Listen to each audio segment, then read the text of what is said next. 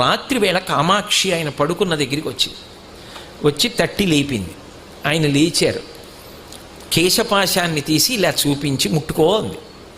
ఆయన ఇలా ముట్టుకున్నారు. జిగురుగా ఉంది. ఏమ్మా జుట్టు జిగురుగా ఉందన్నారు. పాలు పోసి వెళ్ళిపోయావు అంది. అమ్మా నీ గుడి పునర్నిర్మాణం చేయాలని తాపత్రయపడ్డానమ్మా అన్నారు. ఏమయ్యా గుడి పునర్నిర్మాణం చేయడానికి నువ్వు సంపాదించాలా? నన్ను అడిగితే నేను ఇవ్వను. దానికోసం నా జుత్తు ఇలా వదిలి వెళ్ళిపోయావా? చూడు పాలకంపు ఎంత సువాసనలు రావలసిన జుత్తునది.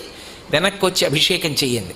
రాత్రికి రాత్రి ఆయన బ్రిటిష్ ప్రభుత్వం వారిని అడిగారు తలుపులు తీయమని. తీశారు. వాళ్ళు గౌరవం కొంది. వాళ్ళకి ఆ గౌరవం ఉండేది. తలుపులు తీస్తే వారు గబగబా వచ్చి కంచిలో అమ్మవారికి మళ్ళీ